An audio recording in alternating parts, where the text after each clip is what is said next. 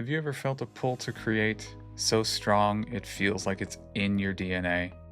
In Rick Rubin's book, The Creative Act, he calls that pulling a primal instinct, and for me, it pretty much changed everything. This is the story of how I finally stopped ignoring that pull and let it guide me to something I never expected, and how it may inspire you. You talking to me? The final pages of Rick's book perfectly embody why this YouTube channel exists. Most who choose the artist's path don't have a choice. We feel compelled to engage as if by some primal instinct we follow this instinct. To deny it is dispiriting, as if we are in violation of nature. The first job I ever remember wanting to have was an architect because I love drawing and I thought you'd get to draw all day long. After high school, I didn't go into architecture. Instead, I went into graphic design and then into web design. Creative work though. But somewhere along the way, I traded creativity for money. For 15 years, I chased bigger paychecks and jobs I was good at, but were not creatively fulfilling. The truth is, I ended up extremely unhappy. This is the worst! Eventually, the pull to create became impossible to ignore. So I tried to make the best of it, and I sought out not necessarily creative roles for myself, but working with creative types, designers, and then I got laid off. Tom, every week you say you're gonna lose your job and you're still here. Then I got very lucky. I found another job working directly with a UX team and other designers, doing some really fun work that I actually enjoyed. I was happy. Good luck with your layoffs, all right? I hope your firings go really well. And then I got laid off again. I got laid off twice in 9 months. What? The second layoff was the catalyst. A mix of desperation, frustration, suppressed creative energy finally broke through. Okay, that's enough. Rubin's book made me realize this need to create wasn't going away. I was talking to a friend of mine who's a life coach, and he very simply asked me, "What are you waiting for?" So both Rick and my friend were right. The time was now, and this channel was born. The creative pull is constant, but how do you balance creativity with life's responsibilities? On page 78, Rick wrote, "All art is a work in progress. It's helpful to see the piece we're working on as an experiment, one in which we can't predict the outcome. Whatever the result, we receive useful information that will benefit the next experiment." Now, I get it. Creative expression is a journey, and the act of making stuff is its own reward. But how do you pay the rent if your YouTube video only gets 18 views and makes no money? For me, the solution is pretty simple. Money comes from my day jobs, and YouTube is my creative playground. Now, this separation works for me because a steady paycheck lets me take care of my bills without stressing over clicks or views. And that stability, financial stability, gives me total creative freedom. That means I can experiment, make videos just for fun. Fun. You know what that is? You've seen other people have. And let the process, the learning, and the journey guide what I do next. But there's another question I had. Why did my voice matter? Why was my voice unique in a crowded world of YouTube creators? On page 237, Rick wrote, "Art is about the maker. Its aim to be an expression of who we are. This makes competition absurd." And then on page 30, "No matter what tools you use to create, the true instrument is you." I knew I had to create something. I had the computer, the software, an old iPhone as a camera, and the basic knowledge to make a YouTube video. So it was completely free for me to start. Music reactions felt right, maybe because it was Rick's book putting music production in my mind, or maybe it was the fact that I was already watching reactions of my favorite band Tool. But there was one problem. YouTube already has thousands of reaction channels. Why add another one? Rick's words reminded me, the true instrument is you.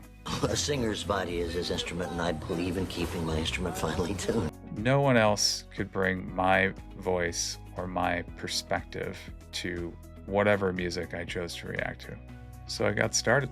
My first reaction was to Taylor Swift's Picture to Burn, and nobody watched it. Nobody watched the second, the third, the fourth, the fifth, or the sixth video that I created. But I did realize something. I liked making them. The process was fun and fulfilling, so I kept going. And then the seventh, right away it got views and some comments. And the comments even said they liked the way that I talked about music. And that was all the confirmation that I needed about bringing my own voice, my own perspective, and actually creating something unique.